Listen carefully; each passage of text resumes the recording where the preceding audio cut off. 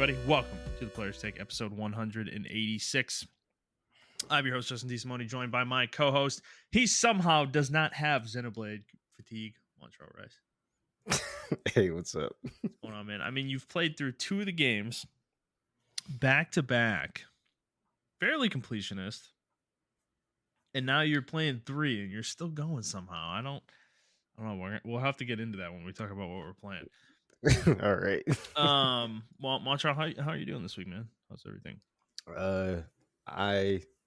Yesterday, I don't know what the hell happened yesterday. I was playing with snakes and Denison yesterday, and man, like my stomach, bro. I don't know what it was. All I ate was a salad because I've been eating like fat. I've been eating junk food like the last 2 or 3 days.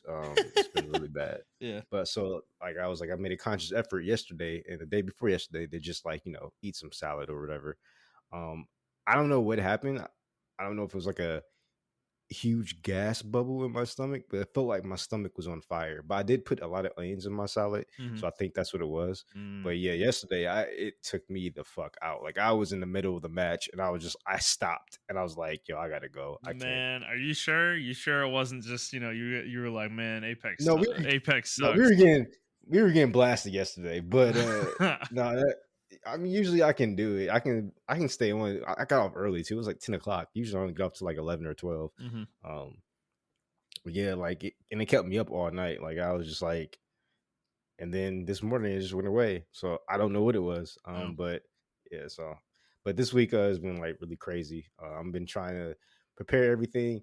I had a whole bunch of projects on hold. And then I was like, okay, it might be safe enough for me to put in my vacation. As soon as I put in my vacation, everything goes like green. And I'm like, I knew this shit was going to fucking happen. So I'm just trying to get all my projects in line. I'm trying to make it to where the guy who's taking over for me, he doesn't have to do anything but like set everything up. That's it. That's where I'm trying to make it. So where he just drops everything off and then he goes. So it's going to be busy next week.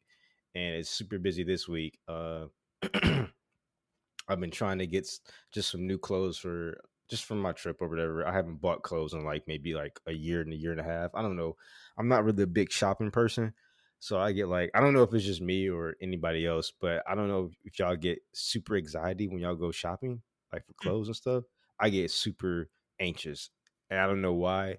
And I fucking hate it. It's like shopping for clothes is like really, really nerve wracking for me. Why? Do you know why? I think it stems from a long time ago. When I was younger, like maybe like 18 or 19, the few times I did go into department stores, I got stopped for like they thought I was stealing and I wasn't stealing. And it got real. It happened like 3 or 4 times in a row. Not in a row, but it happened like 3 or 4 times. And so now every time I go into a department store, like Macy's or JCPenney's or something like that, I go straight in, get what I need, go directly to the cash register, and then I go out. Like that's bullshit, man. So I just have like super anxiety as far as that. And it's only in department stores. Like I can walk around a Walmart and everything be totally comfortable, but like department stores is really bad for me. I had that experience in Target when I was younger. I actually worked at a Target for 8 months in my hometown. And I quit, and I remember going in there. This was like, I don't know, 2009, 10, somewhere. So it was when Final Fantasy 13 2 released, somewhere in there. I think I went in there and I was thinking about buying it.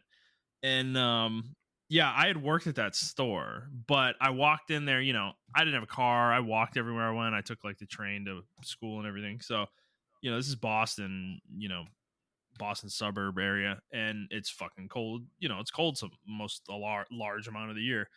So this was like deep winter, I remember, and I was wearing a winter coat with like a fucking hoodie on and a t-shirt underneath, like multiple layers. And I walked into the store with my hood up, because it was cold. It was one of those like kind of rainy, sort of snow sleet days.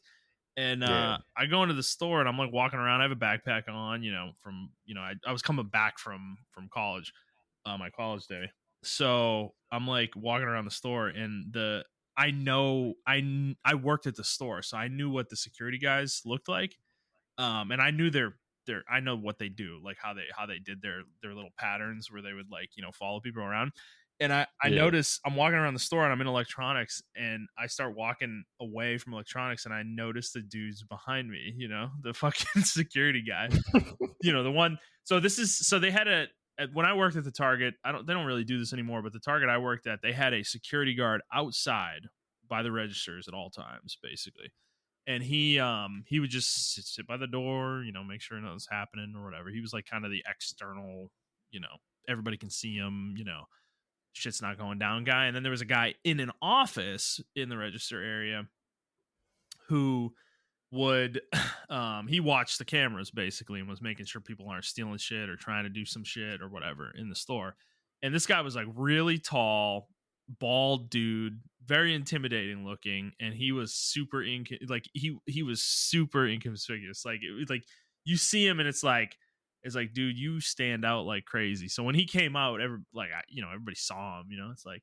So I remember what he looked like, and he's like following me, dude. And I'm like, this motherfucker thinks I'm trying to steal something. Like, I'm like, what the fuck, dude? Like, I was like thinking about it. I'm like, okay. I mean, even if I didn't have my hood up, he probably doesn't know who I am. He probably doesn't remember that I worked here. I had been gone for at least a few months at that point. So yeah, I'm like, but I'm like, dude, do I really look that? Do I like? Because I'm not wearing like I'm wearing like a fucking baby blue and white ski coat, like I wasn't wearing anything, like I wasn't wearing dark colors or anything. Like I kind of stand out. I kind of stood out in this like coat or whatever. So I'm like, what did I do that he thinks I'm like fucking trying to steal something? Is it the backpack? Like, what is it? Is it the hood? I don't know. I was tempted to turn around and say something to him, but I didn't. I just walked out the store, at that point. So, but what I'm getting at here is I was kind of what you're saying was making me think about, being a security person at a store like that, like a department store or a retail store. And it's like their job is like doesn't it almost like, I don't want to say force, but like they're almost like they have to profile by default, like profile people. Yeah. It's like kind of fucked up, I mean, I'm not saying I feel bad for them.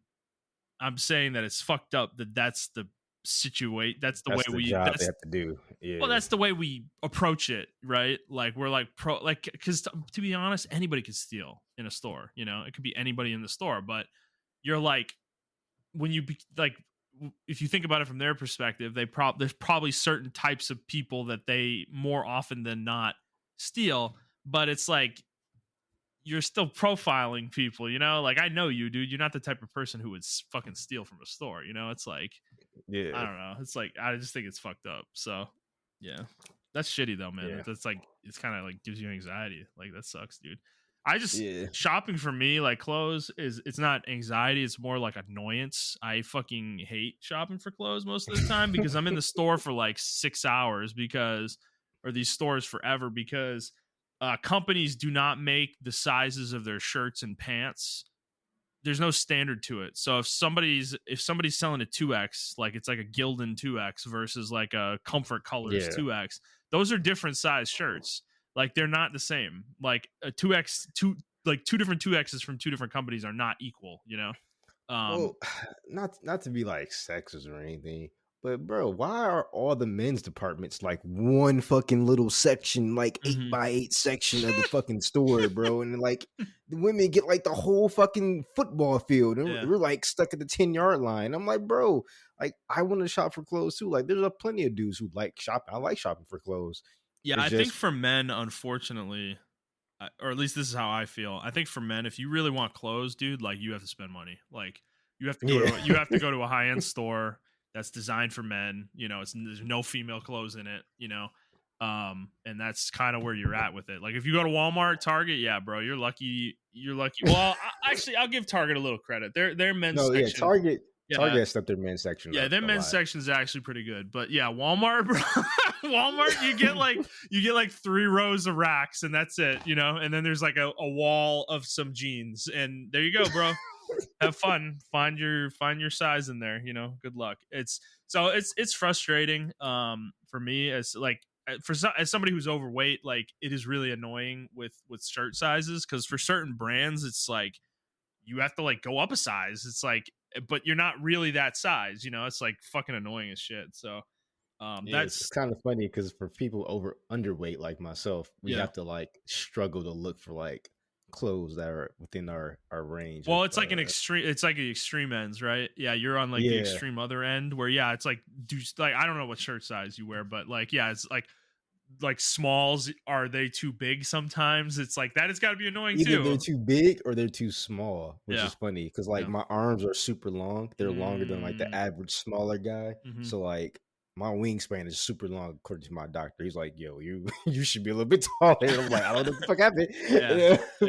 But so like when I'm looking for clothes, I have to either get a medium or I have to get a small and get like if I get a medium, I have to get the shirt tapered. Like I have to learn how to taper my shirts. I learned how to taper shirts. So it's like if I get a medium, I have to taper the shirts down to where they can fit my frame, and then the arms can still be as long as they need to be. They just started making like small shirts that have long arms. Like it's weird. So I don't know. Yeah, I mean that's the thing, right? You try to fit people in all these standards. Is like unfortunately people don't fit into standards. There's different types of people all over the place, and when you're in one of those weird niches where it's like nobody really makes clothes for you, you know, it's like that's why I like online shopping, because you can the problem with online shopping is you can find clothes that fit you perfectly. Like you can put in different measurements and stuff. But then the problem is you can't wear them and try them out. And then if you do get them, like I don't like to send shit back, so I'm just stuck with it, you know. So yeah, a lot of those clothing companies that do online, like their online clothing companies, they do offer like free shipping back. Like if it doesn't fit or you don't like the shirt or whatever, you can send it back for free. But I'm like I don't want to go to fucking store and drop it off. Like come on, man. I'd rather just go to a store and do it. So I don't know. Clothes shopping is an annoying activity. I say that I don't mind it when I actually find the right shirts and they like look nice and I like the way they look and I'm like kind of excited about the shirts. It's when you're in the store and you try on like 80 different things and none of them are right, and like some of them are too big or some are too small, and it's like, god damn it, man. You just want to get it over with at that point. So yeah. All right. Anyways, this is the video game podcast. That's right. This is a video podcast, not a clothing fashion podcast. I mean, I do like a nice shirt though. So you know, I do like to look nice. I know. I probably don't present that way, but you know, I don't want to look like a total bum most of the time. All right. Anyways, hi everybody. Welcome to the Players Take. This is our weekly show where we talk about video games, video game news, and other topics pertaining to video games. We post at 6 a.m. Central Time on Fridays on Apple Podcasts, Google Podcasts, Spotify, Stitcher, and your favorite podcast app of choice. And if you have questions, you can send those to us on Twitter at The Players Take, or send us an email to theplayerstake01@gmail.com. All right, Montrell. Before we get into what we've been playing, I got a few topics here to talk to you about that I wrote down. One's non-gaming related, which we already just did. So let's not do that one first. I want to talk about physical games with you because I still buy physical games pretty much exclusively. I don't buy a lot of digital stuff unless it's on sale or on PC. But I'm starting to notice when I go get a new game, like a game that has just come out, it's starting to become hard to find these games in stock. Like on release weekend. And I had this experience with The Last of Us because I bought that last weekend and I had to go to 2 or 3 stores to actually find a copy. I finally got it at Target, and then I'm going to get into this later, but I had to exchange my copy of that today, and finding a Target nearby that had a copy still in stock from this past weekend was very difficult. There was literally 2 within about a 20-25 mile radius that had 1 copy each. And I'm like, what the fuck is going on, dude? Like, this is weird, you know, for like a PlayStation game is out of stock, like hard to find. I don't know. Are you having the same experience when you buy physical? So this happened to me when I bought Tales of Arise. I wanted to buy that physical. I think I end up buying that digitally. Yeah. I think. But I wanted to buy it, and it was super hard to find. I went to where I used to stay at. Remember, I used to stay right there at in Fort Worth, and there was a GameStop literally right there in the corner. Yeah. So I was like, okay, I'm just gonna go to the GameStop and buy Tales of Arise. I mean, it's not a Final Fantasy 7 or whatever, so fuck off, people. Like, it's not that super popular. It's popular, but not super popular like that. So I'm like, I should be able to find a copy. So I went up there, and the guy told me, like, hey, if you didn't pre-order it, bro, it's not going to be here. Yeah. And I'm like, wait, really? He's like, yeah, it's not going to be here. Yeah. Now I had the opposite experience with Xenoblade Chronicles 3. I ordered that on GameStop, and I did the same thing that you did a while ago. I remember on the podcast you mentioned this. Oh yeah, the DoorDash thing. Yeah. That shit was fucking crazy. Same day delivery, same hour delivery, basically. Yeah, man, that was crazy because I did not feel like leaving the house. I'm like, I really want to buy this game physical. I don't want to get it digitally. But yeah, I got that the same day. So it depends on the game, I guess. Well, when I went to get Xenoblade Chronicles 3, I went to my local GameStop, which is right down the street, and they had 2 copies left that weren't from pre-orders. And the guy, fucking guy was like, hey, bro, got to pre-order games, bro. What would you have done if I didn't have another copy? And I was like, I wanted to just say to him, like, dude, shut the fuck up. There's a Walmart across the street. I would have just gone over there. Like, shut up. Yeah, they need to work on their charisma. Like, come on, y'all barely making it in water. No, I know, but to his credit, I mean, we're talking about this right now, right? That I don't know, dude. It's making me wonder because on the latest sales report for PSN, Sony mentioned that 80% of their games now are being sold digitally. I think it was 80%, which is insanely high.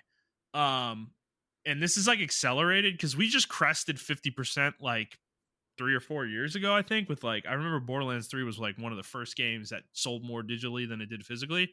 And this has accelerated to an extreme degree the last few years, to the point that now we're at 80% of Sony's game software sales are digital, Yeah, I think for Sony in particular, remember the digital console of PS5 is cheaper than the disc version of it.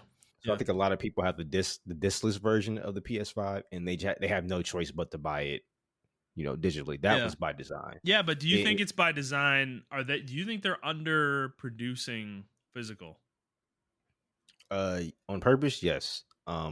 So I've been thinking about this, and I'm not a huge environmentalist, right? But it's just like, if it's better for the environment, like, not that they get physical, then whatever, I'll go digital. My only thing is, digital games need to come down in price. There should be no fucking reason they're still $60. I was paying $60 because I was accounting for the distribution and all that other shit like that. If I'm getting it directly from the source, they should be at least $49 at least. Yeah. Well, Sony, let's take The Last of Us as an example, right? For Sony, they sell a copy of that on PSN. They get the full $70, right? Yeah. There's no fee or anything. Like, they don't have to pay anybody for that. When they sell it in a store, it's significantly lower. Like, I remember last time I heard about this, when games were $60, like, Sony would make like $25 on a game or something like that. So it's probably a little higher than that now with games being 70. But if that's the case, imagine how much they want people to buy digital, right? Yeah, they're making over double the money on a copy of a game being sold. I can see why they want that, but at the same time, I'm with you. Pass some of that onto the customer. Then, I've always felt this way about digital games. Like, you don't have to manufacture anything. You're getting the full rip for the purchase of the game. So pass a little of that on to the customer, like, why aren't digital games $60 on PS5? None of the companies do that, by the way. So it's not like it's Xbox not really picking Nintendo on Sony or anything like like all of them. They need to come down in price, in my honest opinion. It does lead me ask the question though, or beg the question rather. For the next Nintendo console, do you think they're just gonna go straight digital, or do you think they can't? No, they're weird, dude. So you would think so, right? You would think they would want to do that, but when I went to Best Buy to buy The Last of Us Part 1, which was the first place I went, and they didn't have it. I was going through the Nintendo aisle just to see what was there, and dude, no lie, I tell you, because the new Fire Emblem Warriors game came out recently, and dude, when I tell you there was 30 copies of that game on the shelf, like there were 30 fucking copies of that game on the shelf, like in Best Buy. I'm like, what the flying fuck are you doing, Nintendo? Like, what? Why are you overproducing that particular game? You know, whereas like if I want Xenoblade, I might not be able to find it right now, or fucking the myriad of Fire Emblem games you've come out with before that you underproduce on purpose. Like, why is it that specific game? There's fucking 30 copies of them on the shelf. Like, what the fuck are you doing? So Nintendo's fucking weird, dude. I don't get them. I think they don't play by anybody's rules. I don't think they're going to follow any trends. They're just going to do whatever they think is best for them at any given time, which could be all digital with the next Switch. I don't know. But I could see it. I mean, think about it. Steam Deck's fully digital, right? I mean, nobody bats an eye at that, but that is a significant thing, you know. It makes sense given the fact that Steam is a PC platform, which is, you know, fully digital platform at this point. But still, you know, it's still a thing. So I'm sure Nintendo takes note. I'm sure they see these numbers with the other companies, right? With Sony and stuff. So I don't know, man. It's interesting. It's definitely an interesting situation. Yeah, I don't know. For Nintendo, I think people will still want that backwards compatibility feature. Like if I still have a Switch, if I don't have a Switch anymore, like the Switch 2, can it play, True. Switch 1 games and stuff like that? That's why I think they're in a really weird predicament. They would have to make all their games, their new games, digital, and then still have a slot just for the Nintendo Switch 1 games, if that makes any sense. If they want to secure a digital future. No, but dude, Sony's gonna have the same problem. So is Microsoft, right? Because all these games are backwards compatible with discs now on these consoles. Yeah. Dude, you know what they're gonna do. None of them are gonna do what you just said. They're all gonna make us all buy our games again digitally on the PS6 or whatever the next console, whatever console it is that is all digital permanently. They're not gonna give a shit. So I don't know. Interesting. I mean, when you say that, it's kind of making me think like, man, should I start buying my games digitally? Because whenever we get to that console where there's no disc anymore, I will still be able to play my library on that new console, you know, more than likely. So yeah, it's kind of an interesting situation. Something I'm going to keep an eye on. But all right. So Montrell, before we get into the non-gaming thing, I do want to talk about this real quick. So there's been a lot of talk about the Ubisoft event this weekend. There was like a huge leak apparently, which of course always happens with Assassin's Creed. They are apparently going to be announcing a ton of Assassin's Creed stuff on Saturday at the Ubisoft Forward event. Some people in the media have already seen the event and talked about it, and apparently it's not everything you would expect from an Assassin's Creed focused event. So I'm gonna watch it. In a good way or a bad way? Some people were saying in a good way. Skill Up I saw was saying, you know, there's some stuff in there that had him intrigued, things you wouldn't expect from Assassin's Creed. So I'm intrigued. I will probably watch it. I don't care about Assassin's Creed that much, but it is interesting to see Ubisoft go in another direction or try to go in a new direction. But Montreal, any interest? Do you have any interest in anything I just said with Assassin's Creed?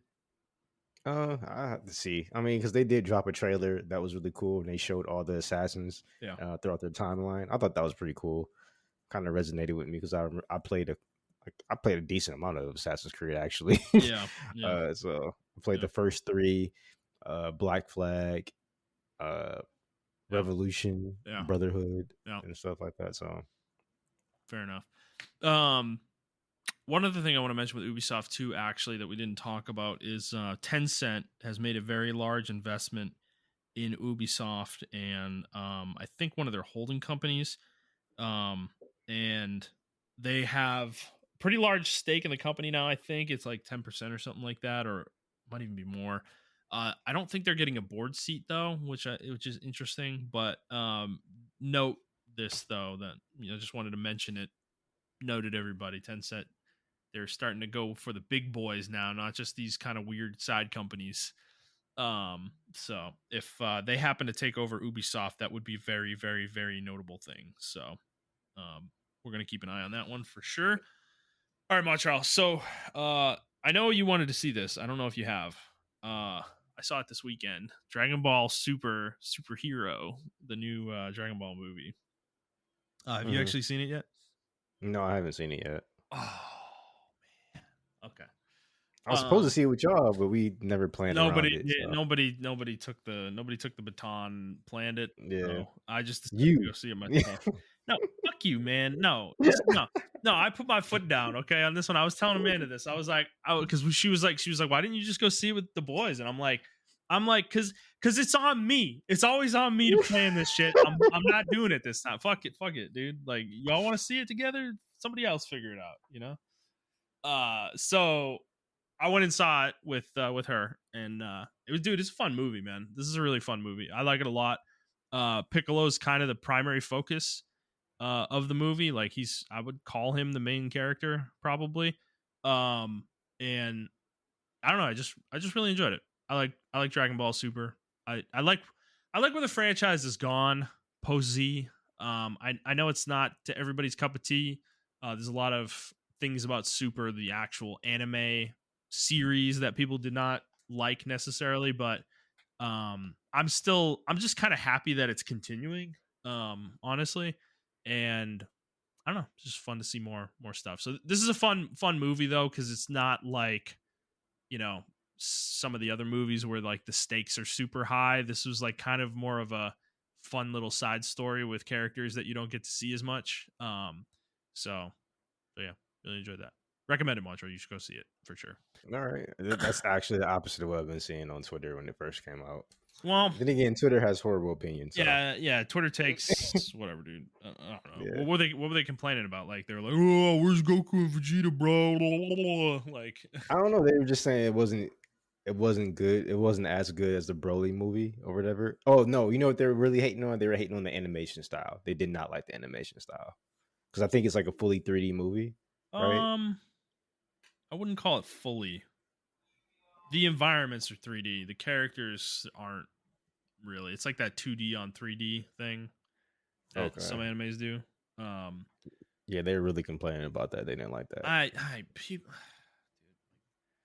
People are weird about this stuff. Like, people are doing this with Tactics Ogre right now too. You know how everybody hates Square's like pixel remasters and stuff, which I mean, I don't think they look great either, but they're doing it with Tactics Ogre, and like they did like the smoothing thing with the pixels and everything, and people fucking hate it. They're like, "Oh, it's so fucking ugly, bro." And it's like it's not that noticeably uglier that it would like ruin the game for me. And this is true of this movie as well. It's like these things this isn't like bad. It doesn't look bad. It's just different, you know? And to be frank, like a lot of the action sequences look fucking great. So, you know, just like they did in the Broly movie.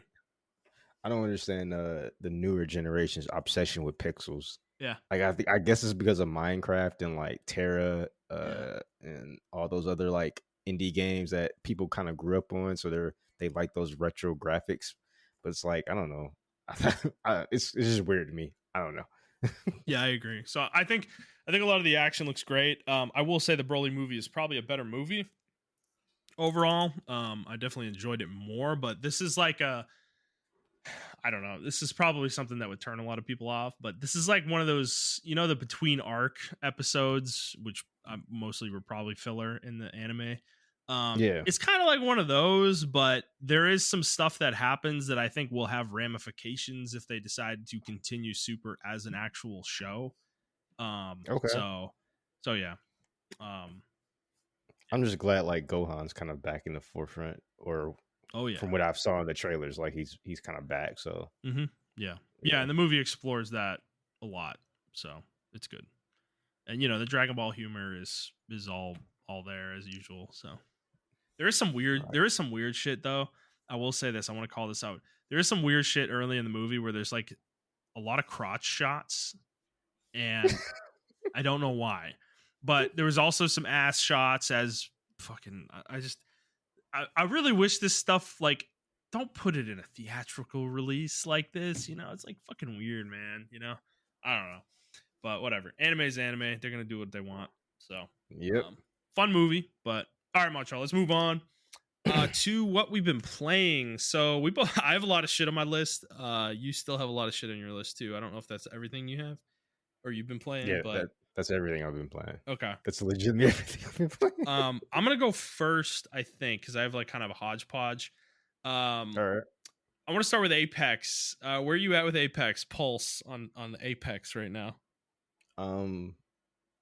I think the game feels really good. Yeah. When we have people in our elo and we play against people in our elo, even if we lose, I feel like I'm having fun.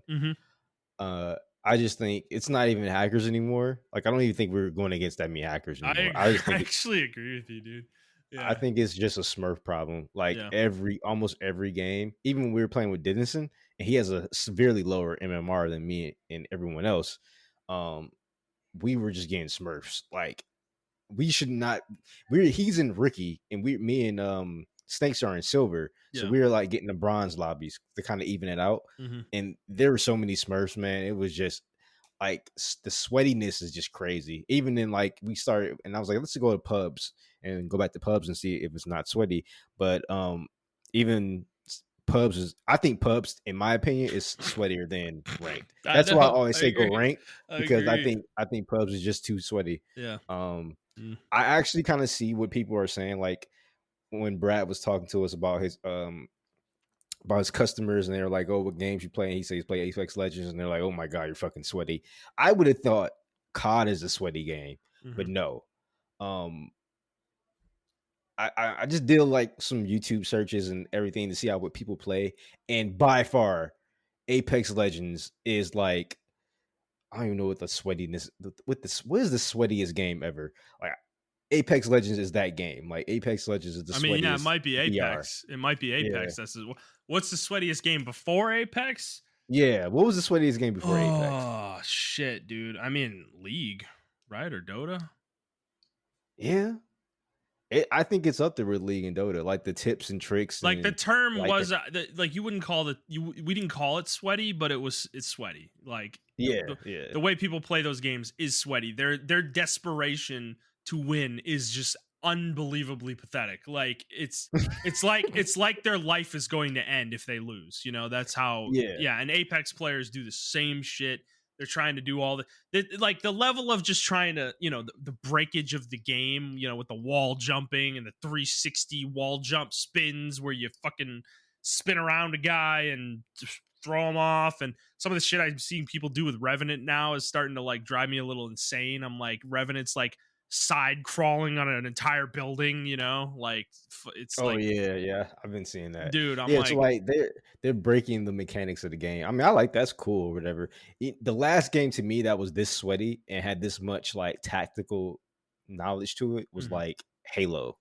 Like that, this is what the game reminds me of now.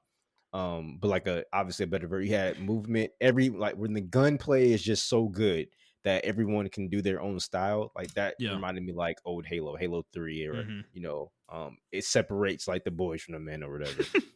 See, Halo, okay. But Halo had a degree of like casualness to it. Yeah. Right. Yeah, because also the fact that it was a local multiplayer game for a lot of people, which I was one of those, meant that it wasn't inherently sweaty all the time. Like there would be times where we would play and we would do insanely dumb shit, where we would do all snipers or we would do all pistols or whatever the fuck we were doing, you know? And that game allowed for that. This is my issue with Apex, and we've talked about this before. Their lack of customs in any way, shape, or form, I think is really starting to hurt the game. You can see it. It's made the community care about winning more than anything else. That's all they care about, you know?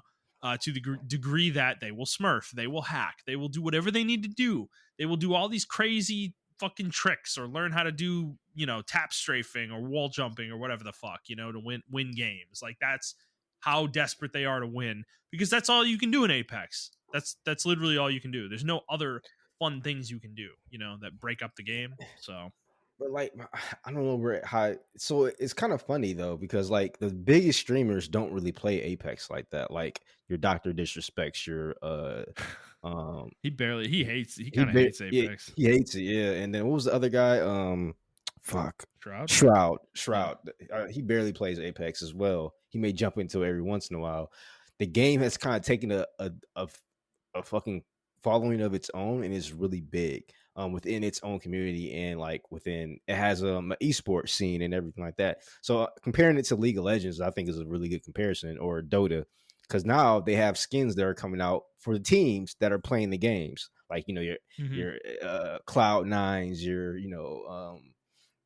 1,100 Thieves or whatever. Like they have skin lines coming out for these champions, or whatever. So I think it's just weird though, because when I first played the game in season 4 or 5, when we first started playing it, we didn't get that sense that it was like super sweaty. Like the super sweaty game was still fucking PUBG at the time. Oh, it wasn't even sweaty, dude. It's just, well, I guess I would call it sweaty, but it's just like the level of camping that would happen in PUBG was out of control. Like people would literally hide in bathrooms and close the door, like that kind of shit, which Apex, I'm going to be honest with you, I'm starting to see some of that stuff more, like in Apex. Especially with the rank changes, it definitely encourages that. Dude, people hiding in corners is starting to become a thing, dude. And it's like... Well, what's funny? That the last game that me and me, Snakes, and Dennison played yesterday, we actually kind of played like that. It was the circle was closing, and there was the circle was closing on like Cage, and there was a team on top of Cage. They didn't come down for shit. They watched us run to the other corner to where we would be in circle, didn't even fire at us. And then there's another team on the other side, didn't even fire the team in Cage. And then there's another team like under them, they didn't even go up to fire at them. Everybody was just like camping. It's so bizarre what the game has turned into. Yeah. Because like the meta, like last season, you remember everyone was like hyper aggressive. Now everyone's like hyper not aggressive. Well, it's kind of weird. It was like 4 or 5 seasons ago where the meta was just run at people. You play Octane, you jump pad, you see somebody, you jump pad at them. Like you literally you jump pad at them and you kill them. Like that was the meta, dude. It was like as aggressively as you can run at another team, you do it. Like that was the meta for forever, for like multiple seasons. And now it's like literally you see a team, you don't even fire. Like you don't even want them to know you're there, Like that's the meta now, and it's weird. Like you were trying to avoid engagements rather than have them, and that's not.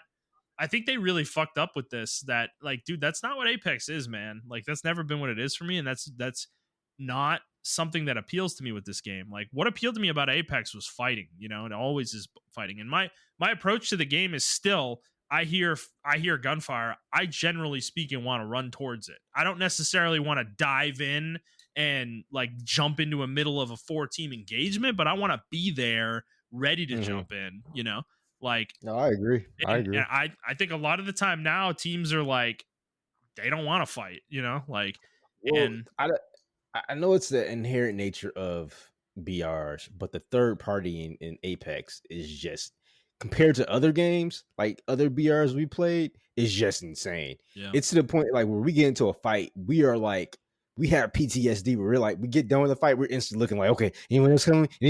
And then we can like calm down.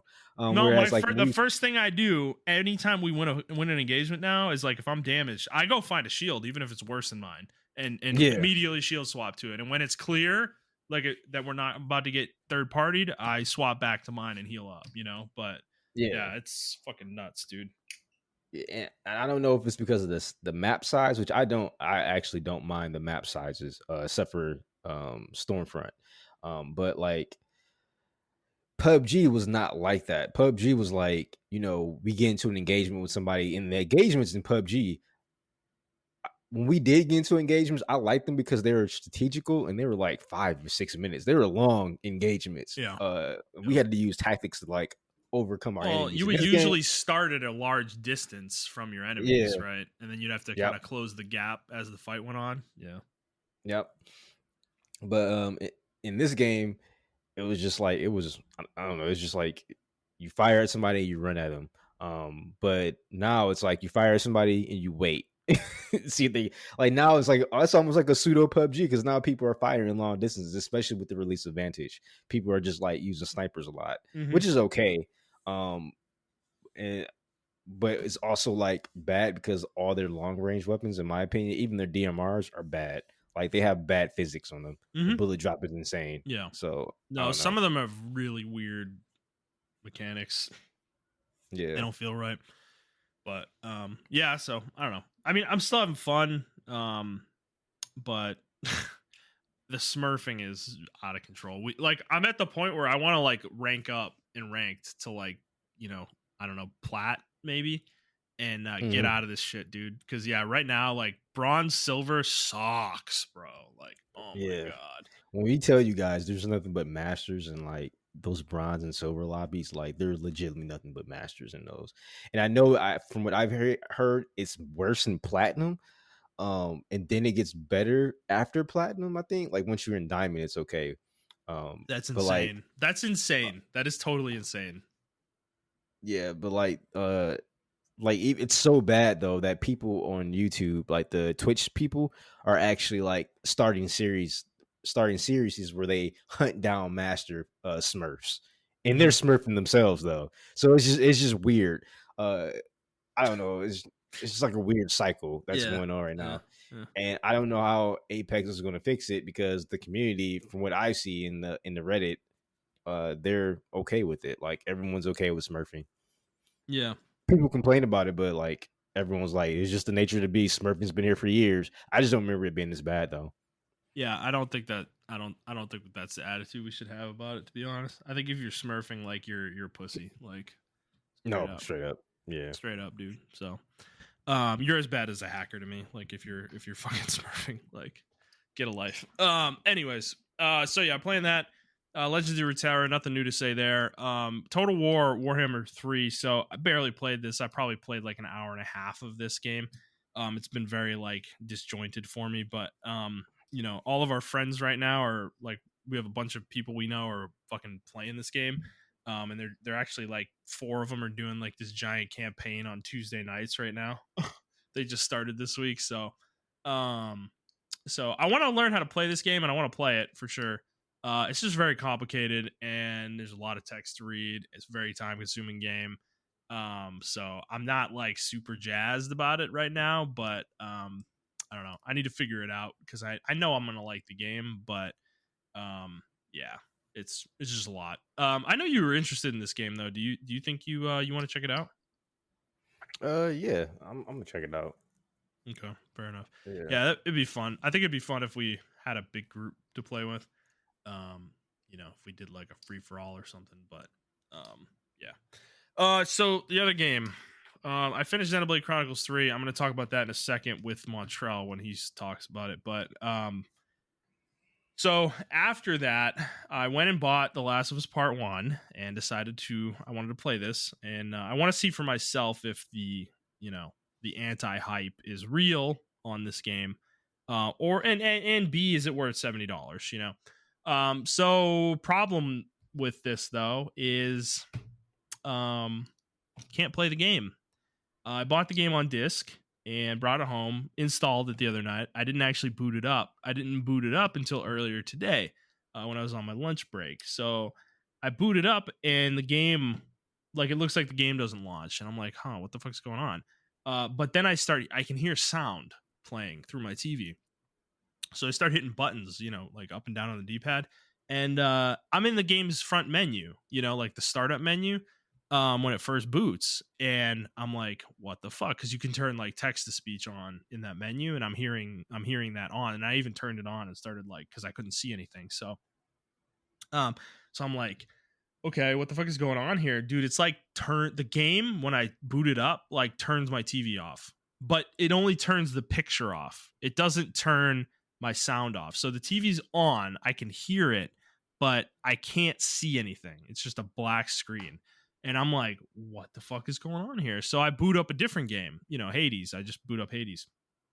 Game boots up fine. No problem. I can see it on my screen. Like, I played it for like 2 seconds and okay, game works. So I'm like, okay, did I get like a broken disc or something? I don't know what the fuck. So my wife went and exchanged this for me while she was out today, And I got the new copy and installed it right before we were started here, and I booted it up. Same fucking thing's happening, dude. So I'm like, I need to test this after we're done here. I'm gonna try to put a different game disc in and boot that game up and see, is this a Last of Us problem for me, or is this a my PlayStation can't play disc games anymore problem for me? Because if it's the latter, I don't know what the fuck I'm gonna do. I might be forced into the all digital future because I'm not buying a new PS5 right now. So I don't know, dude. I'm kind of. You can try to. I mean, I know you're gonna troubleshoot, but you probably just got to factory reset it, and that's it. Could do that. Yeah, I didn't think about that. I always forget about that. But yeah, I'm probably gonna go deep on this and try to figure this out. It's a pain in my ass, but you know, if it turns out that I can play other games on disc without any issue, then I may do a factory reset. I've already uninstalled the game 3 different times now. So it's not that's not doing the trick, clearly. But so do other games work? Other disc games work? Well, that's what I'm saying. I need to test that after this. I didn't have time to do that earlier. But I'm gonna try it after we're done recording here. So I didn't get to play The Last of Us Part 1, even though I wanted to. So it's kind of frustrating because I've heard of weird problems like this with PS5, and I've never experienced anything like it myself. This is the first time this has happened with something. I've had a pretty smooth experience with this console overall. So if this is a Last of Us specific problem, that's really going to piss me off because I don't know what the fuck to do, because I really want to play this game and I literally won't be able to play it anywhere else. So yeah, it's great. Anyways, that's all I've been playing. Like I said, we'll talk about Xenoblade when you get to it. So what have you been playing, man? Xenoblade Chronicles, Xenoblade Chronicles 2. I played X a little bit. I put it down because I didn't want to get used to the 60 frames unlock that you could do on PC, because I'm playing it on PC. So, and now I'm playing Xenoblade Chronicles 3. Well, hold on. You beat 2, right? Yeah, I beat 2. Yeah, so how did you feel about that? It's very interesting. 2 has a lot of filler in it. Mm-hmm. The story doesn't get really good until chapter 5 or 6, maybe. Mm-hmm. Not even that. Maybe chapter 7. Yeah. It takes a while to get through, and then once you get through everything, it's like, oh, now I see why everything's happening. Yeah. I did like the little tie-in at the end to Xenoblade Chronicles 1. I thought that was cool. It actually made me want to play the DLC, the Torna DLC. But I just wanted to hurry up and jump into 3. Yep. But I was really tempted to play the Torna DLC. I might go back and play it. It is not short. It's not that short, dude, by the way. It's at least 20, 25 hours, I think. Yeah, that's what I read. So I mean that's cool. $30 and I get like some fucking hitting fucking blades and that, so that's cool. It's still expensive as fuck. Like Nintendo Switch never goes down. Their DLC is crazy. But the story in itself, it's weird. And you still unlock mechanics to the last chapter of the game. Yep. Dead ass. Yeah, you guys, you will unlock another mechanic. Yeah. The last chapter of the game. And that severely helps you in the game. A lot. It's just, I don't know. The game's just weird. It felt really good fighting the final bosses and stuff like that. That's what I do appreciate about Xenoblade Chronicles. They have actual like boss fights. It's been a while since like a game really makes me like kind of sweat when I'm playing a game, like a JRPG. Like a lot of JRPGs, not like, no offense to everybody else, a lot of them are fucking easy. No joke. Like they are. Like even when I was playing Tales of Rise, I just grinded a little bit and then I won. Like that game was just annoying. It wasn't hard. Yeah, exactly. So with this game, I didn't want to grind. I was at this. I was like level 72, and there are certain mechanics for the game that you have to exploit. Like there's one part of the game, one part where the final boss does this move called Siren Buster, where he literally he takes out your whole squad, and to kind of negate it, I do a chain attack. As soon as he does his move, I chain attack and it cancels the animation, goes through my characters, and they don't get damaged because they're in their chain attack animation. So I cheesed it like that. Iframe. Let's Yeah, go. iframes. So I figured out how to do that, and then once I did that, like, and I another thing too is like certain things really don't matter until they matter. Like the sealing and everything like that. You can seal people with your blade attack, with your blade chain attacks. Oh, sorry, your driver attacks, what they call them. Your driver attacks. Or no, your blade attacks. I'm sorry, your blade attacks. So you can seal different things. And they have like, where you want to, the path you want to go down. If you want to, seal back attack or seal stench or seal like infinity and stuff like that. Because they have moves. The boss has moves that can affect your affinity. And you need your affinity to get your new mechanic unlocked or whatever. So I had to like strategically think like, okay, I'm gonna fight him to this point so he gets like maybe I take off 10% here. Then I'm gonna do a chain affinity attack.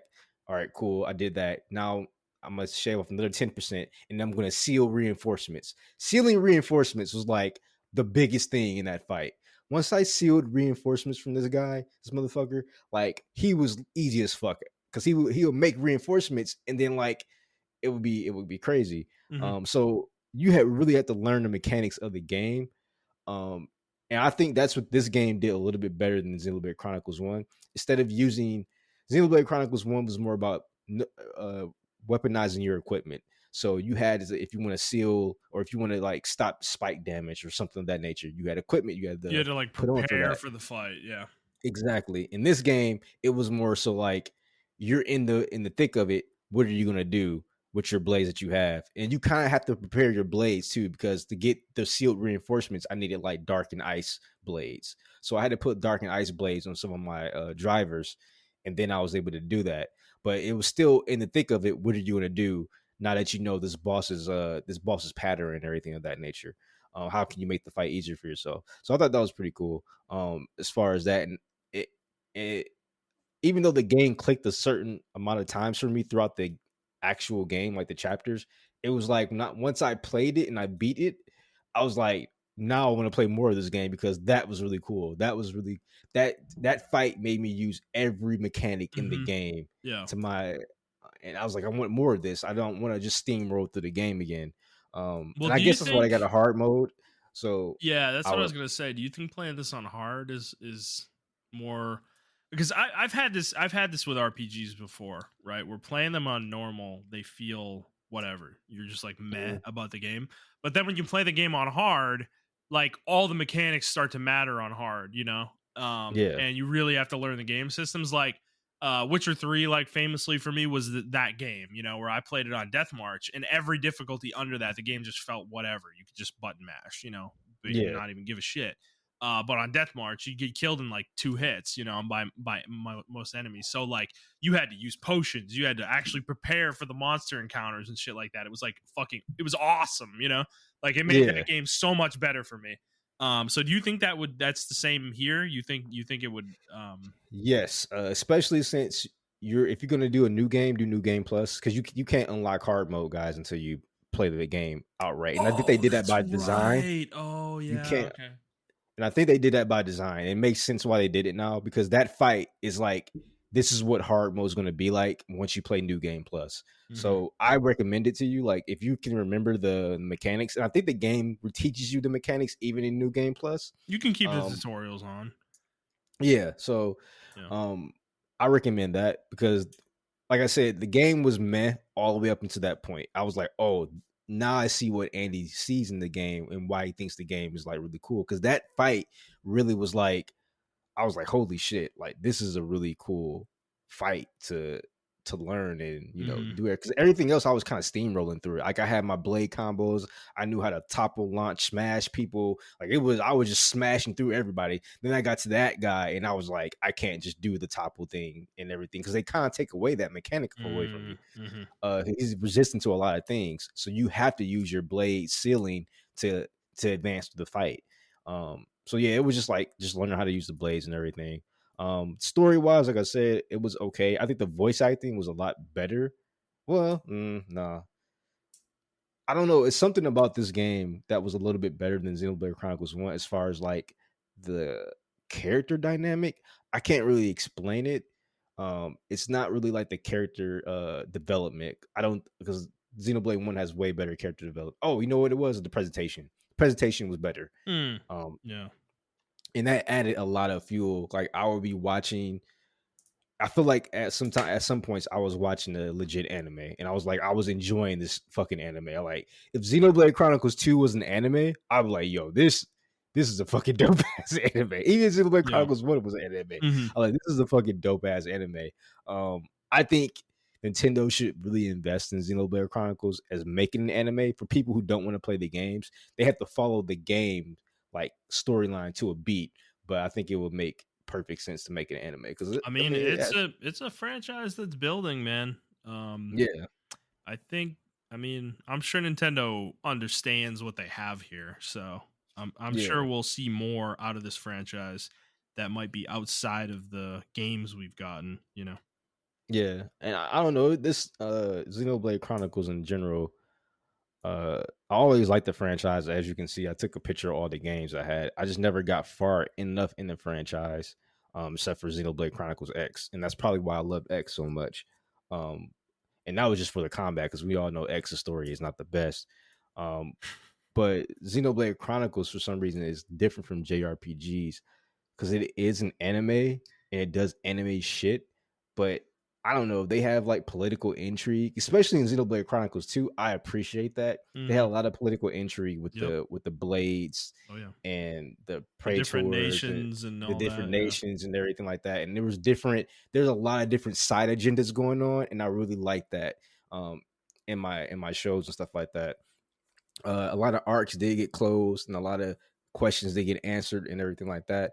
I thought it wrapped it up in a nice little bow. It like I said, it just took a long time to get to. And it's a slog to get through. Now, one thing I absolutely fucking hate, and so far in Xenoblade Chronicles 3, I don't have to deal with it, is the field skills.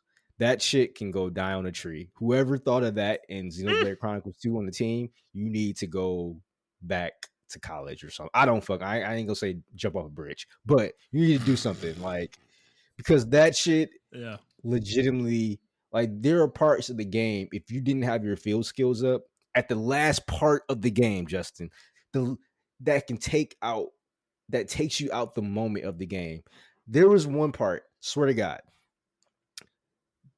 the nations are fighting each other. Like we know what happens. I'm not going to explain why the nations are fighting each other or how they're fighting each other, but they're fighting each other at this point. There's a huge battle going on, and I can go back to said nations and just like do a little quest and shit like that. And I'm like, because I had to get my field skills up, and I'm like, this takes me. 3 has that. 3 has that too. I mean, I appreciate what they're doing there because they don't want to take areas away necessarily. But it's kind of weird because they do that in 1, you know, like there's a whole section of the game you can't go back to after a certain point, you know, it's just gone, you know, it's like, and you know, it's I'm not talking like a small place, it's a massive amount of the game, you know, that's like taken away. So I don't think I appreciate that though. I do too. Yeah, right. Agreed. Yeah, and that's a part of the story. Well, if you pay attention, they designed those areas as places that there's not really a need to go back to them if you do everything on your way through, right? I was going to say that there's not a lot of major side quests in those areas in Xenoblade Chronicles 1. Xenoblade Chronicles 2, however, I had blades who had like trust levels of C and D, and I didn't even know you unlock side quests for them. It was like you remember the character missions in fucking Mass Effect 2, how they had their own little side quests. You build your trust level with them and everything like that. It was the same thing as Xenoblade Chronicles 2. Every blade has one of those. Yeah, every unique blade has one. Unbelievable how much content is in these games, bro. Like 2, and they all have voice acting. No, 2 boggles my mind to this day. They had to have been making that concurrently with X. There's just like no way. There's no other way they made that game. Because dude, they came out 2 years apart. There's no way. I agree. Because in each quest too, by the way, in each unique blade, I wouldn't say every blade, but every blade does have a voice line. But the unique blades that look different from the regular blades, they all have separate quests, unique quests, and their unique quests are voice acted. So, like you said, they had to be working on this game for a while because there's a lot of blades that I haven't even unlocked. There's a fuck ton of unique blades, dude. It's insane. There's like 30 of them. Like, it's fucking nuts, dude. Like, no, they did it in 3 too. I mean, 3 it took them longer to make, it looks like. So I can see why there's so much content in it. But 3 has a fuck ton of content too. It's I didn't even unlock half of it. I'm pretty sure, like, because I was just blowing through the game at the end. But I will say for 3 so far, I'm just blown away how good the game looks. If that makes any sense. Like, I like the way the aesthetic of the game. It kind of reminds me of Xenoblade Chronicles X, but it's 3. Yeah. But it's like the graphics are way better. Like when I'm moving my when I'm moving Noah and everything, like his hair is flowing, like it's stupid shit. But it's like the movement is a lot smoother. They focus on they're really good with presentation. They like focus on the right details, you know, for something to feel authentic. It's not necessarily that it feels real, but it feels authentic within the game. Yeah, you know. So far with 3, like I'm actually loving the presentation. It does give me Attack on Titan vibes, like that video I sent you. Well, not Attack on Titan vibes as far as like you know, people, Titans attacking them. It's like the opening cinematic of season 4. Yes, very much, like very the militarization of it and everything. Absolutely. Yeah. So I am liking that. I like the little character dynamics I am seeing right now. I actually like Noah as an MC. I think he's a really cool MC so far. I don't think he's overbearing. He's like one of those MCs that are like, that's quiet but like reads the room and like I know how to move. I gotta know how to maneuver around this. And I actually don't mind the cast so far. Like they're not too annoying. Like I don't know. It's so far the game. One of my favorite aspects of the game is the main cast, the party, as it were. I think they did a really good job with most of those characters. There's like one that I think might be a little weak, but you know, like later in the game, she's fine. You know, like she's not like, she's kind of been fleshed out at that point, and she has her moments. So. So I will say, so far the story isn't as gripping as the first 2. That's saying a lot because Xenoblade Chronicles one story doesn't really take off until it doesn't take off. Man, honestly. Shut the Xenoblade Chronicles. I'm sorry, not one. I'm sorry. I was looking at one. I'm like, what are you talking about? We've had this conversation 80 times. 2. Like, 2. 2 doesn't take off. Right. But what they try to do, I did like the opening scene of 1 or 3 rather. I'm sorry. I did like the opening scene of 3 where you're fighting in the battle. And then you're seeing like the emotions and all the soldiers and dying and everything like that. I'm not spoiling anything. You're gonna see it in like the first 15 minutes of the fucking game. So I did like all that shit. But the story is just weird. Like it's kind of like I know where they're going for. Like a lot of it was predictable. Like the first 3 hours, I'm like, oh, they're gonna meet, and now we're forced to fight each other, and now we're forced to work with each other, and I'm like, oh, this is typical like anime bullshit. Like, or not even anime bullshit. It's like typical story writing. I don't know. I gotta get further into it. I'm only like 5 hours into it because every time I try to play it, people call me Apex. So yeah, I know we've been playing a lot of Apex, but so I plan on playing it a lot on my vacation. So I beat it Monday. Monday I beat it. I'm gonna try to say what I need to say without spoiling anything for you. But so this game is weird. I don't know how to feel about it at the moment because by the end of the game, I was getting really tired of the combat. Gonna be honest with you. I was pushing hard to get through the end of this game. And dude, the final dungeon in this game is like fucking 5 or 6 hours long. It is just asinine, like how big it is. Like I don't, it was like annoying at a certain point. Like you kept fighting bosses, and it's like, oh my god, are we close to the end? And it's like, nope, there's a whole nother section you have to go through, you know. And I was at the point where I was just running by enemies. Like, I wasn't even fighting battles anymore. I was just like trying to run through, and in even doing that, it was taking me forever to get through it. So but so the combat kind of wore on me a little bit. I'm gonna be honest. There's a point in the game where like they don't really layer anything new onto you for a long for the rest of the game, really, and it's mostly like minor mechanics that don't have a big impact on the game. And I just feel like the combat, I can never get away from the chain attacks in this game. They're just so essential to fighting, especially bosses.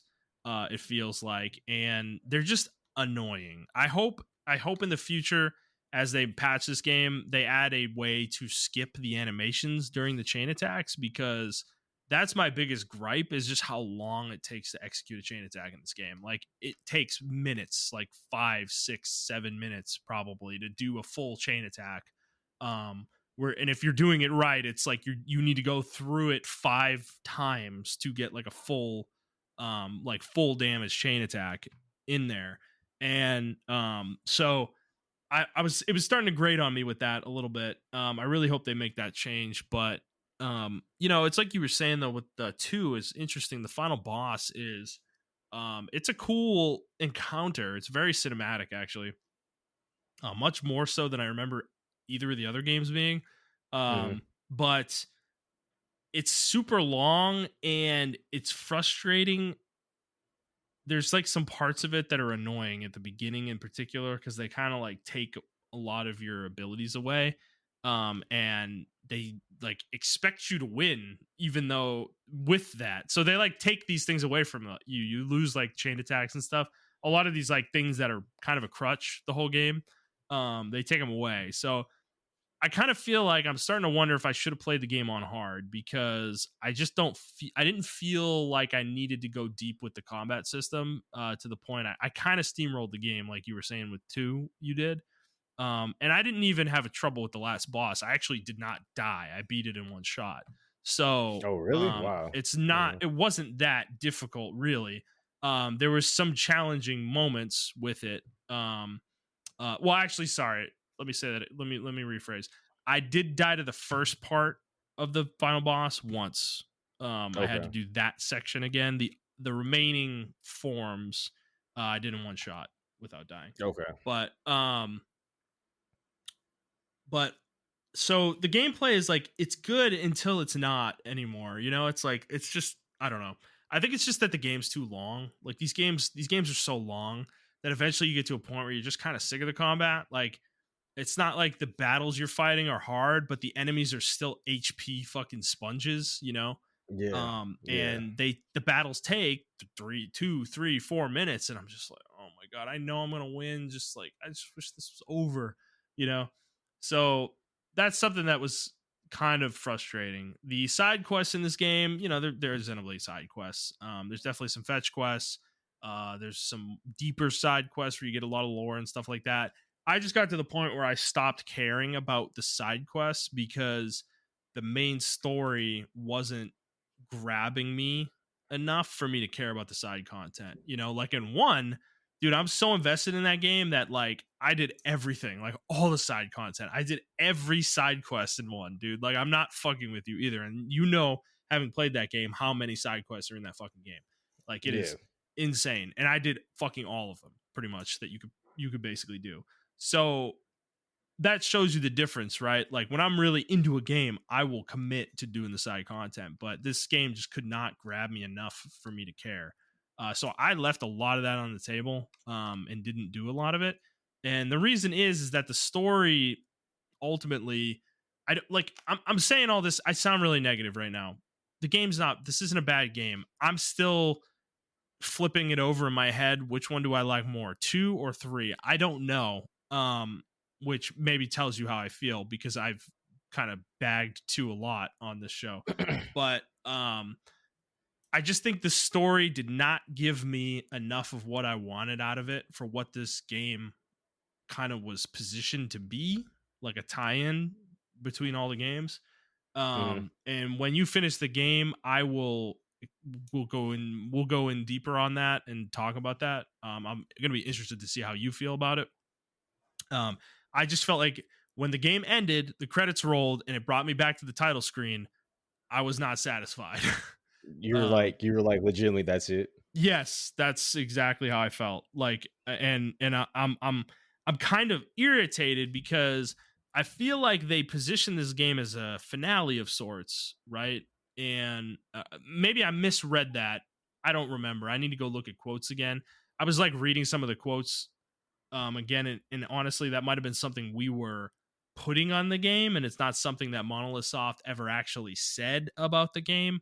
But because at the end of this game, there is a very clear opportunity to continue this story, like, you know, in this series in general, in the same form it's been in, you know, up to this point. So which was not really what I was thinking this was going to be going into it. So, you know, that's kind of where I'm at with it.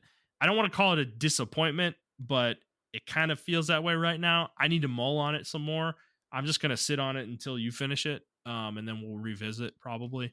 But, you know, I think the early part of this game, interestingly enough, is like kind of the best part of the game, actually. At least for me, it was. That was when I was the most invested in the game. Was early. As the game went on, I became less and less and less and less invested, which is not what you want in a story-driven JRPG. So, Yeah. Which that did not happen to me in 1 or 2. Like, to 2's credit, I didn't have that problem in 2. I actually was very engaged with the game through the end. The problem with 2 I had was more mechanical of like combat, you know. So See, it was the opposite for me with 2. 2, the story was not engaging. Like, because it was the same cat and mouse shit. Like, you know, Rex finds this item or finds the objective he needs to do, and then you know, Jin and the crew shows up, fuck shit up again, then they gotta start all over again. It was a really cat and mouse type situation. Yeah, and I just really didn't. I don't know. I really didn't like that. It was so much. The game up to like chapter 7 felt like filler. It really did, in my opinion. Like and then it was like certain arcs with Rex. He had a lot of like redemption arcs. Like, oh, I gotta go back to my hometown to get myself back together. Oh, Pyro's gone now. I gotta prove myself, and which is the most annoying part of the fucking game, to be honest with you.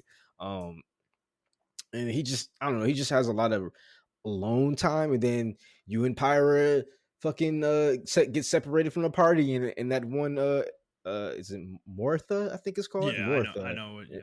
Yeah. So, and then you're separated again. It's like another redemption arc for Rex and Pyra, and it's like, and then you're with Jin, and you're like, oh, you're trying to figure out his motivation and stuff like that. And I'm just like, I agree. Rex and Pyra are annoying as shit. Like, I don't really like them in 2, but the thing that kept me going into was really finding out what the fuck happened to this world, because I found the world of Xenoblade Chronicles 2 really interesting, you know, with all the the different titans and the different nations that popped up, and kind of how things work, because there's just certain points in the game where things happen that are kind of fucking crazy. You know, when one of the titans like almost murders itself, basically, while there's people on it, like, it's, you know, there's some crazy shit that happens in that game. So that was kind of what was driving me, because the game doesn't reveal anything on that front until very, very, very late in the game, you know. Like, I'm talking last 3% of the game, you know. So the rest of it up to that point, I do agree with you. The conflict with fucking Jin and what's his name? I always forget his name. Oh my god, Malos. Yeah, the conflict with those guys, I found, unfortunately, early in the game, it feels like there's a lot of potential, and I just don't think they did enough with it throughout the game. There's a lot of ass pull moments that happen that the party miraculously comes out on top somehow for no reason, really. And there's a lot of moments in that game where the party's vulnerable, and they know it. Like, Malos and Jin know it, and they're just like, we're gonna leave them alone for a while. It's like, well, why, bro? Like, what? Like, what are you doing? Like, you know? And that's what I didn't So, like. I yeah. liked Yeah. in Xenoblade Chronicles 1, and I thought 3, and maybe I'm wrong, but I thought 3 had the same potential as Xenoblade Chronicles 1. They had that menacing villain that was just like laughing in their faces and be like, ha ha ha, like I'm better than you in every But aspect of was the game. legitimately trying to murder them every time they Yeah. engaged. Yeah. But 3, Yeah. they introduced that type of villain and then immediately take it away because you get an ass pull, like, oh, fucking fusion dance. I'm not gonna tell you what happens, but fucking fusion dance, and then now you're fucking Gundam and you're fighting him and he goes away. Like, you know what I'm saying? So, Yeah. So yeah, this is why this difference you're talking about is these little things are where one just takes the cake for me, is why I feel like one is so special, is it like gets those little details right, whereas 2 didn't get those little details right. There's just a lot of arbitrary things that the villains do that make no sense. Like, why aren't you just going and killing the party, bro? Like, they're weak and vulnerable and you know exactly where they are. Like, it's not like it's like hidden information from you that they're actually successfly hiding from they you. know, they're literally tracking They them. literally have like a camera following you. Like, it's fucking stupid, dude. You know? Yeah. So yeah, 3, you'll see with 3. So we'll talk more about 3. But Yeah. I don't know, with 1, because I guess you can say the same thing with 1, like, well, why didn't the robot just come and kill him? And it's like he had other objectives, I guess. I gotta play through 1 again. But he sent other minions because he's like, yo, these are not really worth my time. And then every time he did fight them, someone died. Well, like every time he showed up. I think it was more that like Egil up to a point did not believe they were a legitimate threat, and it took him a while to get to the point where he really considered them a threat, and that happened at the moment when you go to Galahad Fortress and he kicks the shit out of you and you barely survive. Like, it's so it's not ass pulley in the same way because you don't even meet Egil until that moment. So you don't know what the fuck he's doing until then. You know, it's not like they're showing him watching Shulk running around with the Monado on a monitor. Like, look at him killing those Arden over there. He's really weak. Well, I don't need to worry about him right now. Like, there's no moment like that in Xenoblade Chronicles 1. Like, 2 has that all over the place. It's annoying. Like, it's to the point where it's like laughable, you know? Like the villains are just mustache twirling, you know, talking to each other like, whoa, we don't need to worry about them right now. You know, it's like the villains were very villainy. I should say in Xenoblade Chronicles 2 compared to 1.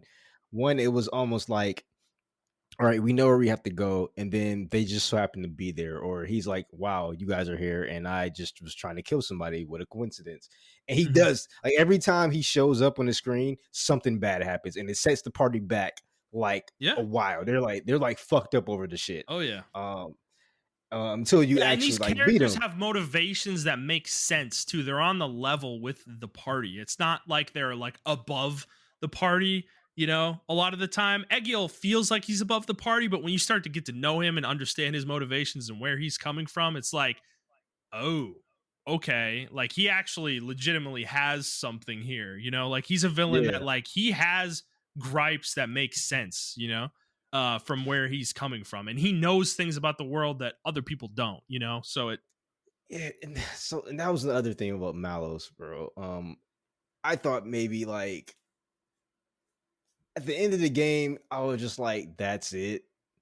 That's the only reason you're doing all this, because you're supposed to. I was like, that's it. Like, there's no other motive, because I'm saying that's what I was made to do. And it's like, bro, what? Because you were made, because your driver, I'm not going to reveal the driver, but the driver gave you the personality. They were like kind of hinting that, you know, the driver gave you the personality to do this. And he's like, I still don't know why I'm doing this anymore. And then even before that driver got into the concept, it was like he was doing this before. So I'm like, it was just really weird. I'm just like, bro, like, you're not a good villain at all. Like, and then they tried to make me care about Jin. I mean, Jin was a cool character. Don't get me wrong. I did like some of his moments and everything like that. But I feel like it was the same old, like, oh, you were supposed to care about this edgy Sasuke character. Like that's how I felt about Jin. He wasn't like he was a Sasuke dude, character. okay. Jin pisses me off, right? Because you fight him multiple times in the game, right? Early in the game too. It's not even like you fight him like probably 5-6 times over the entire game. And dude, there's a point in the game, very late in the game, not late, not very late, but like I'd say like 60 to 70% maybe, when you get to the final Titan or whatever, and you fight him, there's a confrontation where you fight him and he like powers up like almost like Super Saiyan, you know? And he just like obliterates the party, and I'm like, bro, what why weren't you doing this from the jump? Like, you fought Rex at the very beginning of the game. We didn't even know how to swing his fucking sword. You know, it's like I don't understand why this was being held back this whole time, and the game never really rationally explains it in any way. You know, it's just like it's meant to be like a oh shit moment. Oh fuck, the party's fucked. You know, but it's like it doesn't, like, for me it didn't come off that way. You know, so I don't know, and I think like with one, well, to his credit, to that one, I do remember that part. So that part, he did unlock that functionality like recently. So it was like, it wasn't like he had that power before. It was like, or maybe he did have it before. I don't. So okay, you played it much more recently than me, so I'm going to defer to you on this. But I don't remember that personally. Yeah, because no, it does happen. So you beat him one time, almost to the point where he has to use like the red crystal in his head. Mm-hmm. He doesn't like using it or whatever, because he's a blade eater, or no, he's a flesh eater. So he has to use it, and then once he unlocks the full potential of it, because Malos somehow unlocks the full potential of that, then that's when he's able to go into that absolute zero mode. I think that's what he called it, and he fucking obliterated the party or whatever.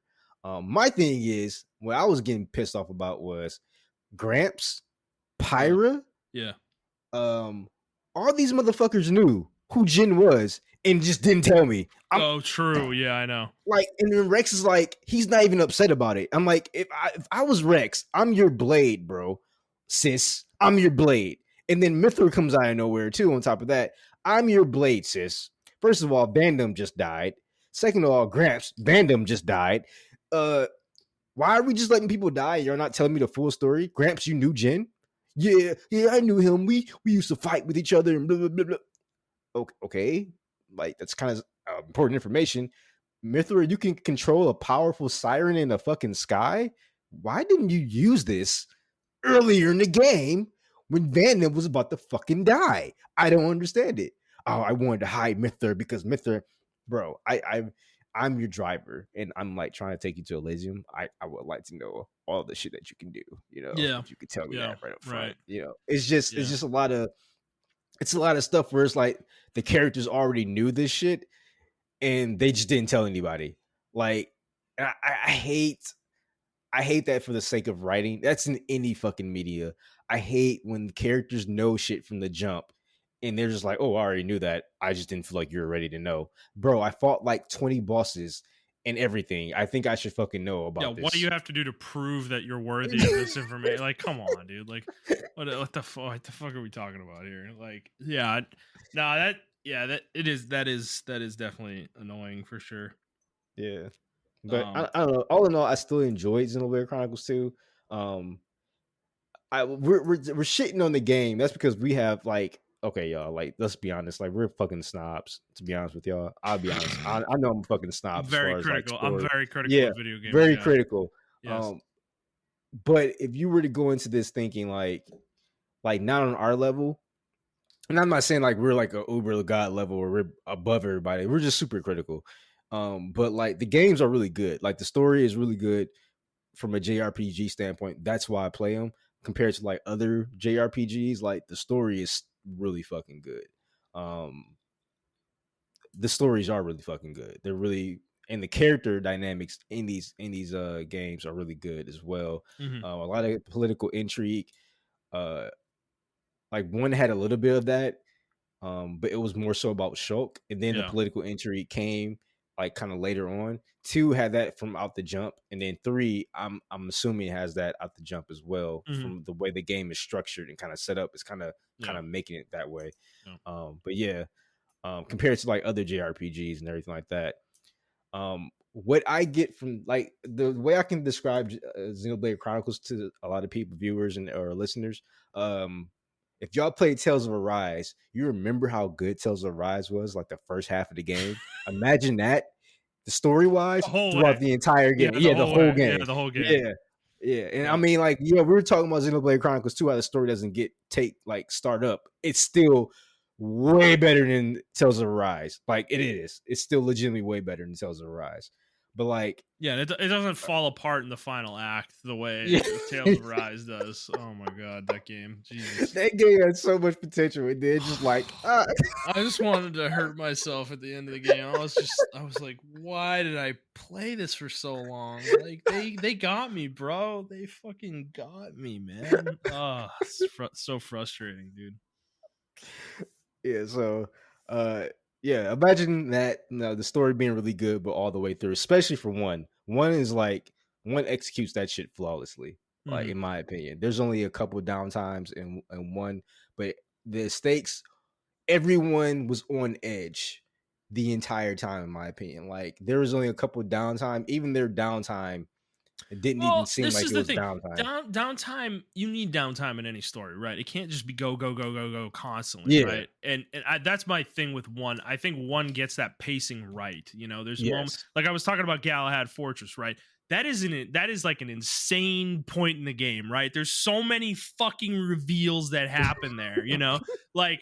And like, you meet the villain, right? Like, at that moment, you're finally like, oh, this is the final boss, like, and that, like, that the come down after that makes sense. You kind of need it, right, to like process everything that just fucking happened. The characters need it too, if they were immediately just thrust into another like harrowing action-packed situation, it just wouldn't feel right, Exactly. So that's my thing. Like, I know people like the slowness with games. It depends on where these things are placed, right? If they're appropriate or not. I think 1 gets that right most of the time. 2 gets that right half the time, and then I think 3 is in the same boat as 2. Okay. There's a lot of downtime in 3, and you'll experience all of it. So. All right, well, this isn't a Xenoblade podcast, but I was y'all just about to say that. I'm literally like, we got to move on. So, all right, we've talked about Xenoblade fucking like crazy for the last like 4 or 5 weeks. So, at this point, I don't really have anything more to say about it. So Montrell, it's going to be mostly anything else about it until I beat the game. Yeah, as you play the game, you can give your thoughts, but this should be much shorter going forward for the next few episodes. So we will do a spoiler cast for sure on 3, though. Absolutely. When Montrell's finished with it, we may pull somebody else in for that as well. I need to talk to you about that, Montrell. Okay. So, but all right, Montrell, let's move on to the news. We don't have a lot of news, so that's kind of why we're going so heavy on the games we're playing talk. But we got some Sony Microsoft heat going on. So these stories are connected. So we're going to start with this first one. So Phil Spencer last week was given an interview, and he basically confirmed, well, he did confirm, that they intend to bring Call of Duty, Overwatch, and Diablo to Game Pass in the future, which this is big news. That's a big deal. It's not a surprise. Like, I think it makes sense for them to do this, of course, and I think we anticipated that. These games will continue to be on PlayStation platforms for the foreseeable future. We will get into Call of Duty specifically in a moment on that.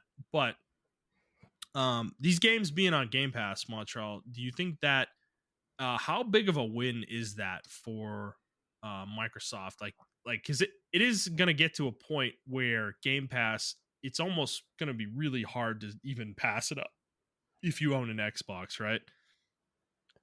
Yeah, so I think this is a huge win for people with Game Pass. Mm-hmm. I'm getting scared of Game Pass now. Mm-hmm. And I'm getting scared of like even PlayStation's Even though it's not on the same level, but I forgot what their stuff is called, PlayStation Plus, whatever. Premium. PlayStation Premium. Yeah. My thing is, I don't want us to be in the same boat that we enter with movies, where like streaming is the main platform for movies. We don't have any physical movies anymore, nothing like that. Yeah. People don't even buy digital movies anymore. There's no point because you can just stream it. But I feel like Game Pass is really undermining like the ownership of like games. Yeah. So I'm really getting scared of that. I thought it was like really cool for like, it's a really cool option for budget gamers, people on a budget who can't really buy the games when they first come out or whatever the case may be. But it's getting elevated so high that it's almost like you need it to play. You don't need to play the games yet, but I don't want it to be at that point where you need it. Like you need Netflix to watch movies. You need Hulu to watch movies. You need Disney Plus to watch movies.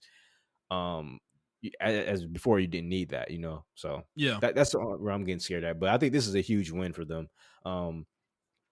I know Sony, which kind of ties into our next one, but I know Sony really doesn't like that, especially with Call of Duty. They had a lot of things to say about that, but I think it makes sense. Why not? If I own all three of these companies or all three of these IPs, they're under my umbrella, I would do the same thing too. I mean, that's just business. Yeah, I mean, their goal is to grow Game Pass, right? They want to grow those subscription numbers. And dude, this is the way to do it. I mean, you need to make this as strong as absolute possible. But I mean, we talked about this, a year plus ago. I mean, we've talked about this a lot. Game Pass is kind of where this brings the industry, where the industry will head with, this being as popular as it is and getting more popular. I'm with you. I think we're marching towards that, the fact that physical games are dying, digital is the way to go. That's like the first step, I feel like, towards getting towards this subscription model thing where subscriptions take over, in the same way streaming services have in television and movies. But I just find it hard to see the industry existing the way it does today without a la carte game sales. I just don't think there's enough money in these subscriptions to make it viable, overall. So, I don't know. I think it's going to be a really slow burn. I mean, I'm thinking, I frankly really believe like we won't see this massively change the industry for at least 5 to 10 years, probably. Where it's like really making waves. Because I'm going to be honest, PlayStation's subscription came out like a wet fart, in my opinion. Like I could care less about it, and I'm probably a hardcore PlayStation fan, like in terms of consoles. Like I will admittedly say that I play most of my console games on PlayStation, so as somebody being that, the fact that their service has no appeal to me, probably not great for them. I know they kind of designed it that way, to really appeal to the casual, but I don't think the casual is really looking to buy a subscription service anyways, so yeah, I do think this is a big win for Microsoft. They have a lot more IP with Activision Blizzard as well to mine to put into Game Pass, so I'll be interested to see when more of Blizzard's PC games make it onto the PC version of Game Pass, because there's a lot of great stuff there. So all right, the next story, as I said, is related. It's not directly related, but it is kind of in the same area. So Phil Spencer did talk about the fact that Call of Duty will continue to be on PlayStation after their current deal is done, which I haven't been able to find when that actually ends, by the way. But Jim Ryan took exception to this, though, and he released a statement about it. He was so miffed. He felt the need to publicly respond to these comments. So this is his quote. Quote, Microsoft has only offered for Call of Duty to remain on PlayStation for 3 years after the current agreement between Activision and Sony ends. After almost 20 years of Call of Duty on PlayStation, their proposal was inadequate on many levels and failed to take account of the impact on our gamers. We want to guarantee PlayStation gamers continue to have the highest quality Call of Duty experience, and Microsoft's proposal undermines this principle, end quote. So, Montrell, this is kind of fiery words going at Phil directly too here. I mean, what did you make of these comments? It was kind of out of place. Yeah. Out of nowhere too. Yeah, like it was. I don't. Maybe there's something going on behind the scenes where he felt like he had to say this. But it was just weird because I don't feel like. I mean, I feel like PlayStation or Xbox rather said plenty of times. Now we know that they don't have to live up to what they say. But they said plenty of times that we're gonna, give them the Call of Duty experience and everything like that. I don't know. It's just weird. Like, I think he's really upset that he's losing Call of Duty. I think Call of Duty is one of their biggest numbers. That's why they're kind of on that wave. Well, they took it from Microsoft, right? Like not literally, but it was a Xbox 360 franchise, right? Like that was the console you played COD on back then. And yeah, I mean, it was on all consoles, but yeah, you're right. Like it was. No, that was like the primary one though. That was the one Activision did their marketing deals with, their timed exclusive stuff, like all the DLC exclusivity, all that shit. It was Xbox, and then in the PS4 generation, it totally flipped. Sony like took it, and they became the main partner for COD and Activision, for marketing and stuff like that, which was a huge shift and clearly worked very well for Sony. I think Ryan is. In Sony in general is very, very wary of losing this, and losing this game period would be probably devastating to PlayStation. But I still don't think Microsoft's gonna pull it. I really don't. It's just unrealistic. That's so much money. That's a whole revenue stream, dude. It's so much money. Yeah, that would have to be a pride thing. Like some executives like, yeah, cut it so that everyone can come over here to us. But like, it's like, but that's a guaranteed revenue stream coming from PlayStation. Like, yeah, I don't know. It's just weird to do. Now, one thing I did, I'm kind of predicting this now. It's kind of related to this is I think what we're going to start seeing now is people are going to start seeing the cracks in Call of Duty and they're going to blame it on Microsoft. And they're gonna be like, "Oh, Call of Duty shit," and it's like, "Nah, it's been shit for like 10 years." But it's like, but now I think a lot of Call of Duty gamers or PlayStation gamers are going to start seeing the cracks because of that Microsoft tag associated with Call of Duty. Well, you know how people are, right? Where, I'm gonna equate this to sports for a second, right? Like, what's happened with Deshaun Watson, right? Over the last couple of years. He's been like accused of sexual assault by like, fucking like 50 or 60 women. And he, while he got suspended for a while. And in that period of time, people were very like vilifying the guy. Right. And rightfully so. Like I don't want to get into that, but, point being, he got traded to the Browns this offseason, and it was really funny. Unfortunately, not really funny, but like it was weird to see how many people suddenly, when he got traded to the Browns, how many people came to his defense that before it felt like people were really against this guy. And now suddenly there's like a defense force for him out of nowhere.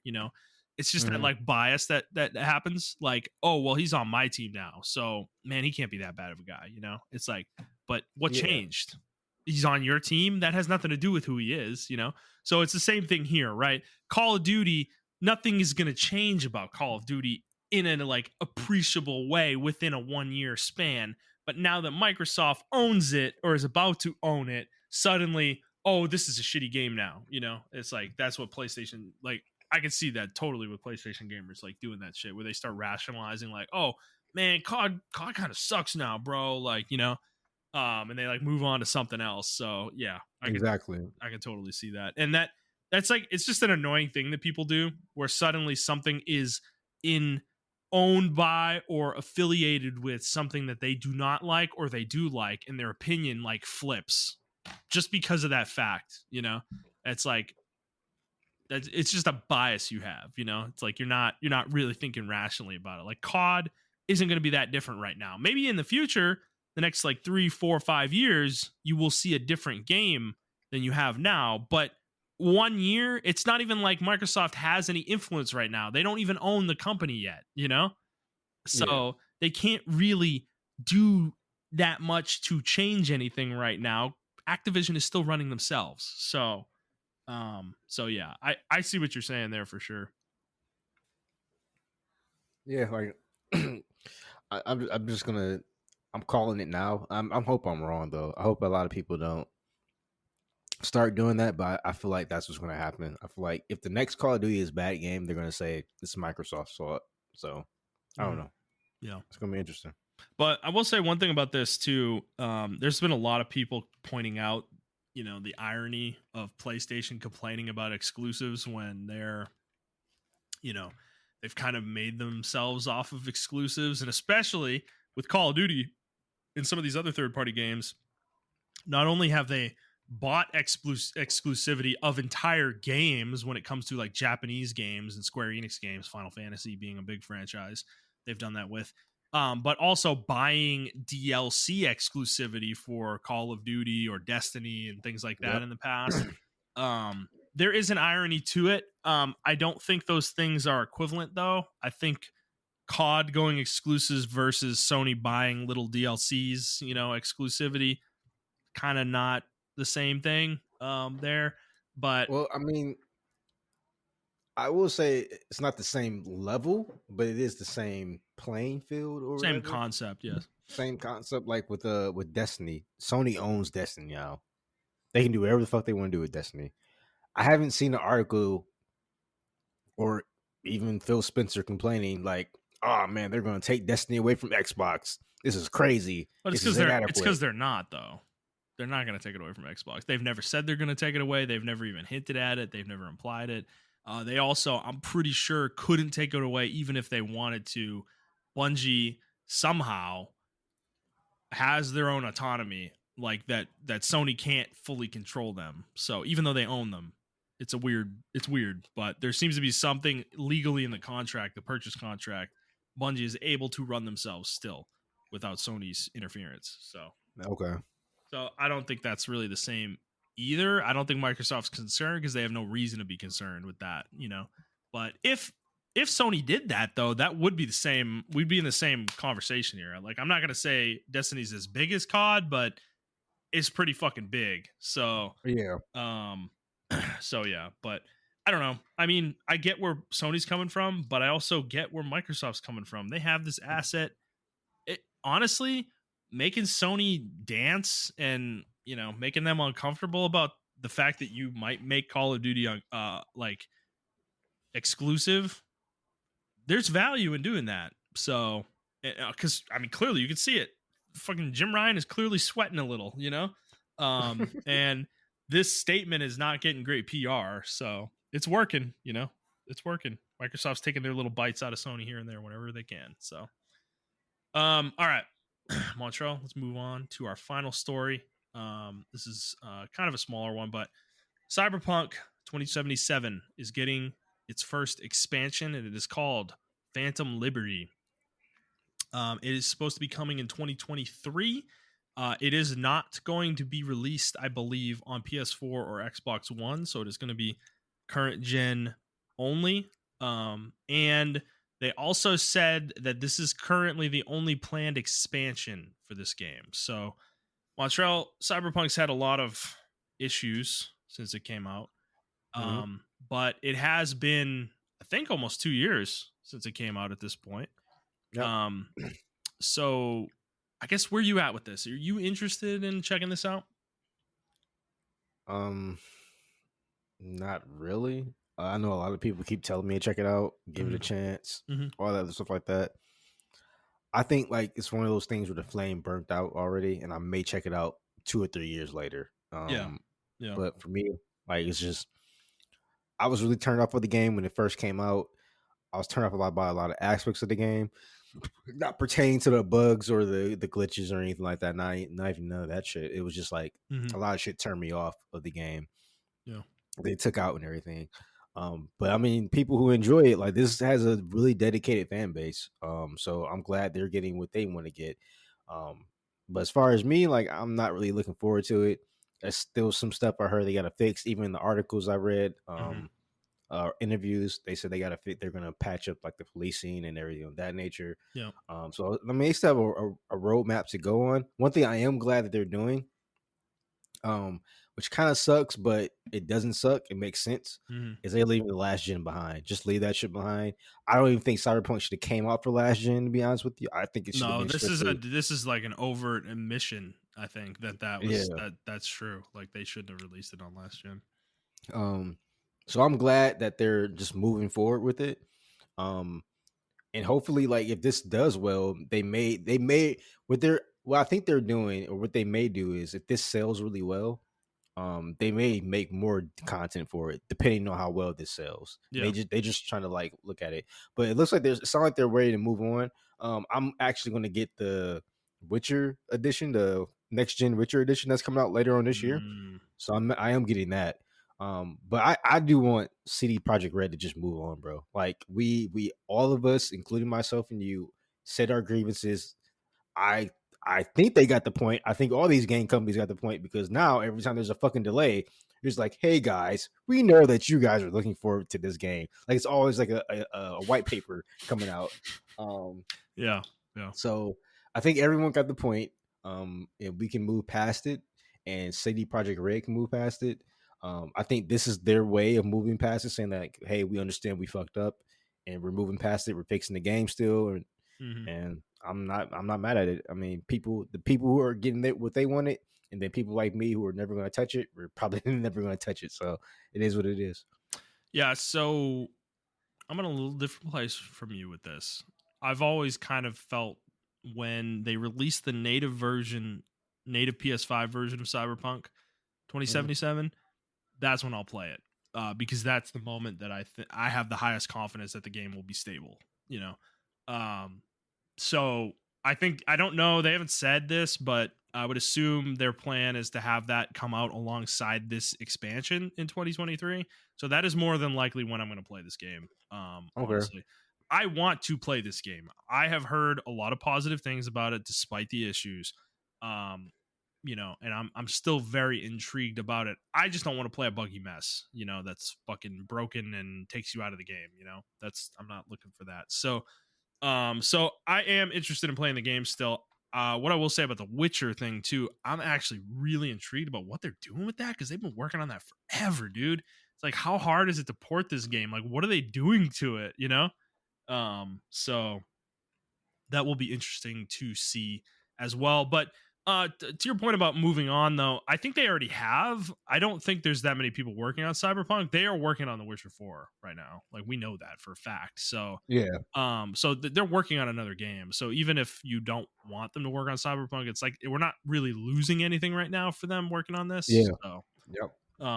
So I think it's fine. I think they're doing right by the people who bought this game. I think this is them trying to recoup their reputation, because they really, really, really damaged it with the release of this game. So yeah. Yeah, that's why I think everyone got the point. Like, we all got the point. Yep.